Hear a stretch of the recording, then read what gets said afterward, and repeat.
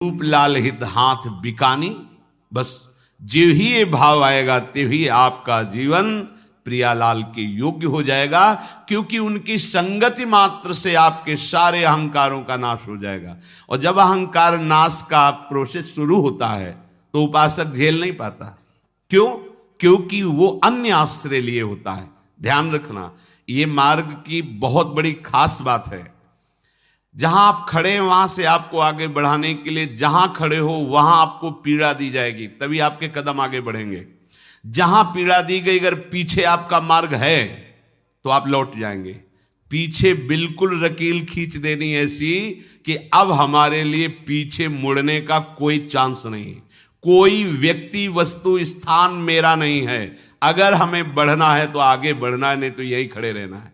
जब आप चाहे तब यहां से पकड़ के ले जाए, पीछे कदम जाने का हमारे लिए कोई मार्ग नहीं रह गया। और यहां ऐसे चल रहे हैं उपासक, ऐसे कि इधर हाथ फैलाए और इधर पकड़े हुए कि अगर इधर ठीक नहीं लगा तो ये तो है ही, तो वहीं लौट के खड़े हो जाते हैं जाके। क्योंकि ताप के बिना, जैसे स्वर्ण को ताप लगाकर पिघलाकर उसे आकार देते हैं, हार कुंडल कंकण आदि, ऐसे ही ये ताप हमारे मन की वासनाओं को, पापों को, मलिनता को भस्म करके सहचरी वपु प्रदान करेगा। पीछे सत्संग में सुना था, श्री भगवान कह रहे थे, मेरे लिए विविध तापों को सहते हैं, कष्ट को सहते। कौन? जिनका अन्य कोई आश्रय नहीं रह गया। अन्य आश्रय रह गया तो माता पिता भाई बंधु रुपया पैसा खेती बाड़ी सबके घर में होती है। जो भगवत मार्ग में चलता है वैसा तो नहीं कि उसका घर भिखारी ही रहा है। अब अगर इधर उसको असुविधा और प्रतिकूलता नजर आई और उधर से संबंध काटा नहीं तो वहीं पहुंच जाएगा, पक्की बात है। इसलिए तिनकी संगति रहने का तात्पर्य है, पहले जिनकी संगति में रहे उनसे पूरा संबंध कट, और ऐसा संबंध कि अपने हृदय की दुख की बात हमको किसी से नहीं कहनी। अब अपने लोग क्या होते हैं कि अपने दुख की बात जहां से निवृत्त होनी है वहीं हमारी भावना कमजोर हो जाती है, और जो हमें दुख में फंसाने वाले उन्हीं से दुख निवृत्ति का मार्ग मांग लेते हैं और हम वहीं फंस जाते हैं। ये बात पवित्र हृदय ही समझ सकता है। अहंकार का नाश हुए बिना भगवत प्रेम प्राप्त नहीं होता, और बिना गुरुजनों की शासन वृत्ति के ये अहंकार नष्ट नहीं होता। अहंकार छोटा मोटा देवता नहीं है, ये मूल है सृष्टि में। अहंकार से ही त्रिगुणात्मिक अहंकार वृत्ति हो, उसी से सब का प्रादुर्भाव हुआ। महातत्व से अहंकार, अहंकार से पूरी सृष्टि प्रकट है। ये संस्कृति मूल शूल प्रद नाना और सकल शोक दायक अभिमाना, ताते करहि कृपा निधि दूरी, सेवक पर ममता अति भूरी। भूरी माने बहुत बड़ी, अपने सेवक पर बहुत बड़ी ममता रखने वाले प्रभु और प्रभु के स्वरूप गुरुजन हमारे अहंकार का नाश करते हैं। अगर गुरुजनों के पास तुम आदर प्राप्त करने के लिए आए तो भूल जाना, वो मान और आदर का नाश करने के लिए ही तो बैठे हैं। और तुम वहां मान और आदर का पोषण चाहोगे तो फिर माननी प्रियाजू को नहीं प्राप्त कर पाओगे। प्रियाजू तक, लाडलीजू तक पहुंचने के लिए इस मान और आदर का नाश करना होगा। सब ही मान प्रद और आप अमानी।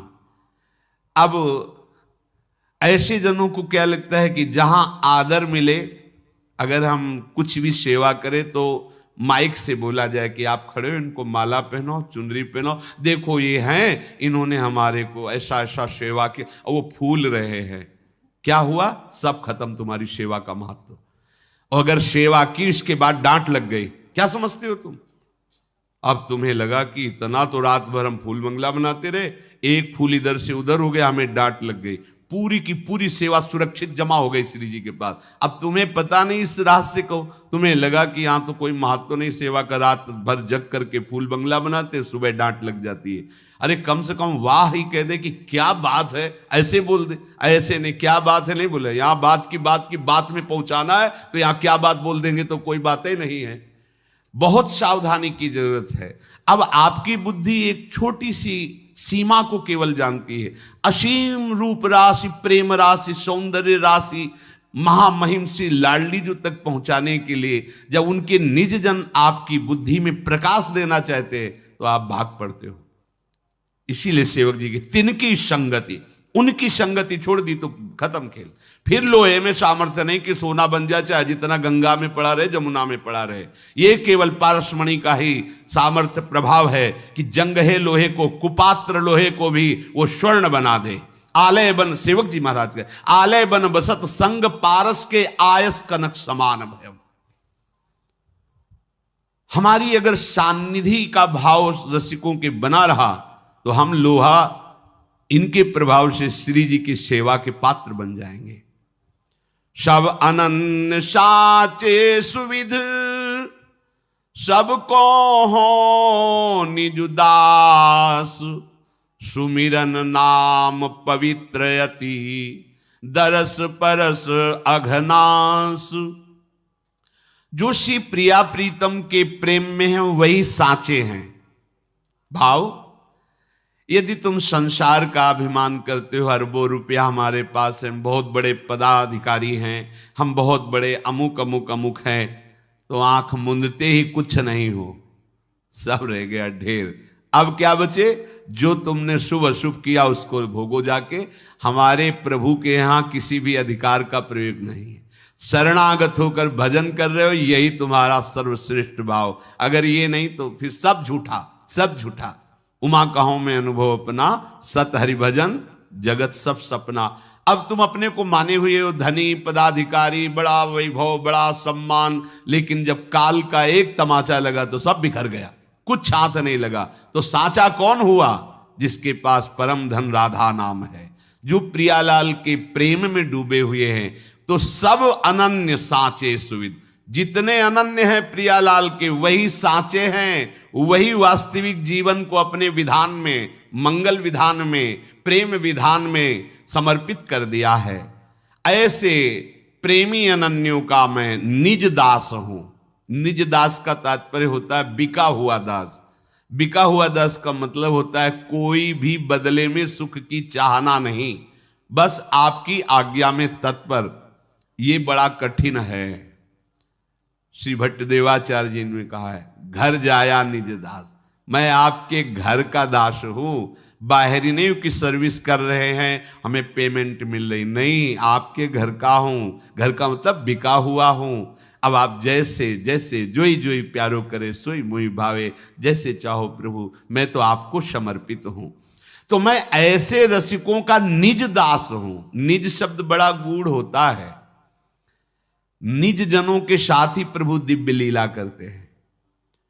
बाहर तो भगवान रहते हैं और निज जनों के साथ प्रभु भगवान नहीं रहते। जिस भाव के निज जन होते उनके साथ वैसे ही खेलते। सखाओं के साथ खेल देखकर बड़े बड़े ऋषि मुनियों, ब्रह्मा को भी आश्चर्य हो गया। ऐसे भगवान खेलते, ऐसे भगवान का भोग लगता है भला। तो उनके सामने भगवान है, लेकिन निज जनों के सामने उनके प्यारे लाडले लाल हैं। ऐसे ही जो रसिक जन हैं, तो आप जब निज जनों के साथ होते हैं तो उनका कुछ और स्वरूप होता है। वो निज जन ही जानते हैं। जो निज जन नहीं है वो उस स्वरूप को जान भी नहीं सकते हैं।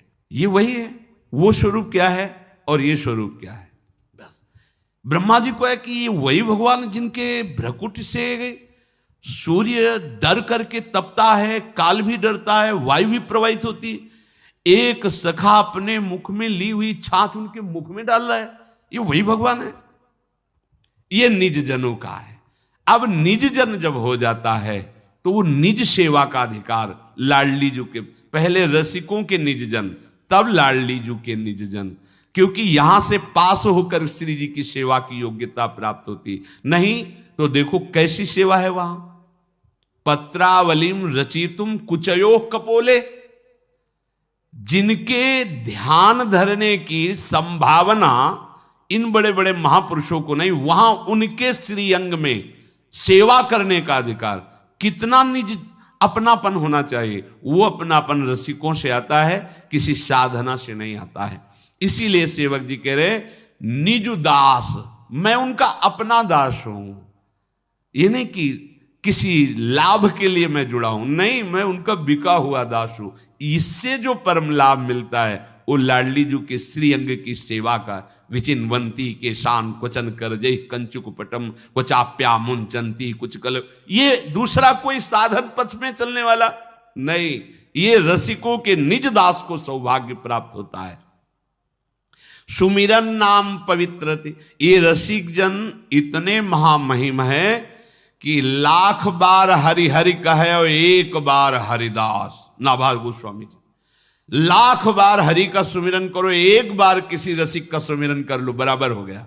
लाख बार हरि हरि और एक बार किसी हरि प्रेमी भक्त का अमुक संत नागरीदास जी अमुक, लाख बार हरि हरि के कहने का फल प्राप्त हो गया।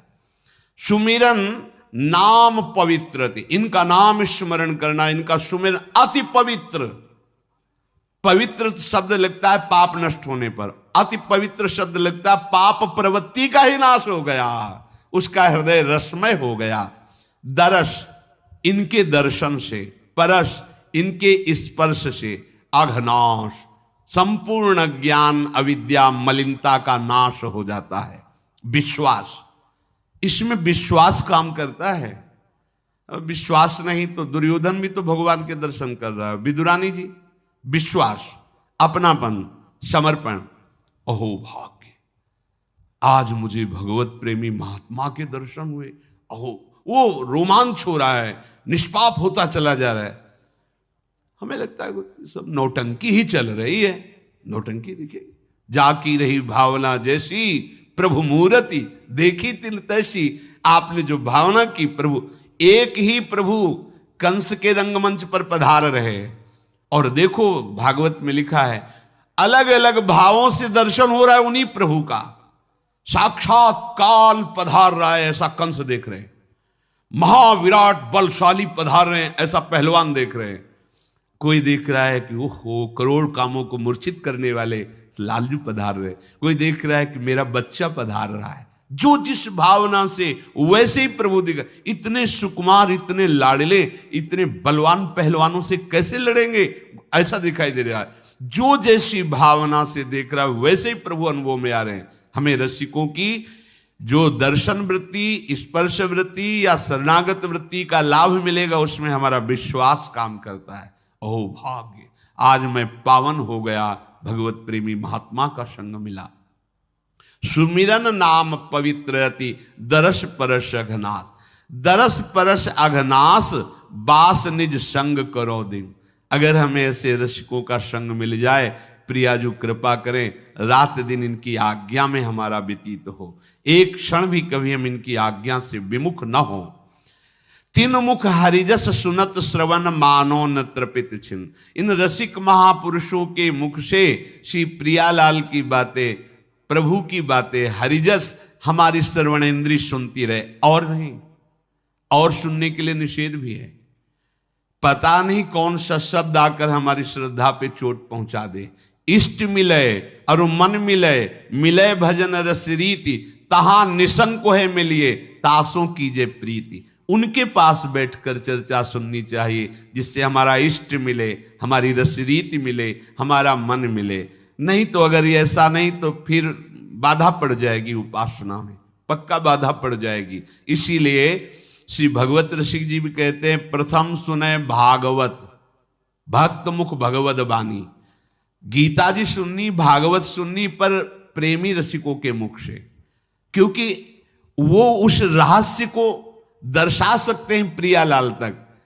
सिद्धांत वर्णन है, पर उस सिद्धांत को मोड़कर निकुंज की तरफ लाना है, सिद्धांत को हमें रसमय बनाकर। तो वो जब अपने श्रीमुख से बोलेंगे तो अपने अनुभव को मिला करके बोलेंगे। तो तीनमुख हरिजस सुनत श्रवण मानो न तृपित छिन। इसका फल क्या होगा? बोले कलि अभद्र वर्णत सहस। कलयुग के सहस्त्रों अशुभ आचरण हैं, जो बलात् करवा लेता है, हम चाहते नहीं पर करवा लेता है। जो रसिकों के संग में रहता है तो कलयुग के जो हजारों अभद्र आचरण हैं वो उन पर प्रभाव नहीं डाल पाएंगे, कलयुग का प्रभाव उनके ऊपर नहीं पड़ पाएगा। और जितने काम आदि दोष हैं, द्वंद्व हैं, ये सब उसके ऊपर प्रभाव नहीं डाल पाएंगे। आप देख लो, आप जितनी आज्ञा का उल्लंघन करते हो उतना ही इन दोषों का प्रभाव रहेगा। अगर आप आज्ञा पे हो तो कोई ऐसा अवसर ही नहीं है कि आपके ऊपर आक्रमण हो सके। आप बिल्कुल सुरक्षित हैं। आप असुरक्षित तभी हैं जब आप आज्ञा का उल्लंघन करते हो, चाहे एकांत में हो चाहे सभा में हो। जब आप आज्ञा का उल्लंघन करेंगे तो आप असुरक्षित हैं, समझ लीजिए। और नहीं तो विषय सामग्री के बीच में रहो और भला तुम्हें कोई परास्त कर दे तो हमें दिखाना, बस आज्ञा पे रहना। अब आज्ञा का पालन नहीं तो फिर तो प्रचंड माया है ही। जो रसिकों के श्रीमुख से निकले हुए उपदेश को सुनते हैं और उसको अपने आचरण में उतारते हैं तो कलयुग की चाल वहां नहीं चल पाती, कामादि दोष अपना प्रभाव नहीं कर पाते। सेवक जी कहते हैं, सेवक शरण सदा रहे, सुविध साचे अनन्य सब। जो ऐसे रस रीति से प्रियालाल के प्रेमी जन हैं उनकी शरण में सदा ही रहे।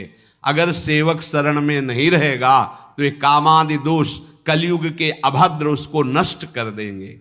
श्री सेवक जी महाराज, श्री राधा वल्लभ भजत भज भली भली सब होई, रसिक अनन्य सजाति भजी भली भली सब होई। भली भली तब होई जबहि हरिवंश चरण रति, भली भली तब होई रचित रस रीति सदामति। भली भली सब होई भक्ति गुरु रीति अगाधा, भली भली सब होई भजत भज श्री हरि राधा। जो राधा वल्लभ लाल के भजन करने वाले जन हैं उनका जो भजन करते हैं, महाप्रभु हरिवंश चंद्रजू ने हरिराम व्यास जी को एक ही उपदेश किया, श्याम श्यामा पद कमल संग सिर नायो। ये है अनुराग का मार्ग। और त्याग, जैसी हरिवंश प्रपंच बंच सब एक ही शब्द में कह दिया, सब हमारे लिए प्रपंच है। हमारे लिए उपासना क्या है? श्याम श्यामा पद कमल संगी तिन सिर नायो। राधा वल्लभ लाल के भजन करने वालों का भजन करने से सब प्रकार से भला होता है। जो अपने सी प्रिया प्रीतम के प्रेमी जन है, जो नित्य विहार रस भजन में डूबे हुए रसिक अनन्य जन हैं, इनका भजन करना चाहिए। भजन का तात्पर्य होता है भज धातु सेवायाम, सेवा का तात्पर्य होता है आज्ञा। इनकी आज्ञा में रहना चाहिए। जो प्रियालाल के भजन करने वाले रसिक जन है, इनके चरणों का आश्रय लेकर इनकी आज्ञा में रहने से सब भला ही भला होता है। क्योंकि इनके चरणों के आश्रय से आचार्य चरणों में निष्ठा प्रकट होती, प्रीति प्रकट होती है। बिना गुरुजनों के किसी को भी बोध नहीं होता, ध्यान रखना। चाहे शिव बिरंच सम होई, चाहे भगवान शंकर और ब्रह्मा के समान ज्ञानी हो, तो यही पता चलता है। जब गुरु चरणों में बैठो तब लगता है अगर गुरु कृपा ना हो तो जीरो के जीरो ही है, अगर गुरु कृपा हो गई तो हीरो के हीरो है। गुरु मेहरबान, सब काम बन गया, सब काम बन। ये देखा है, ये देखा है। साधना एक तरफ है, तपस्या एक तरफ है और गुरु कृपा एक तरफ है।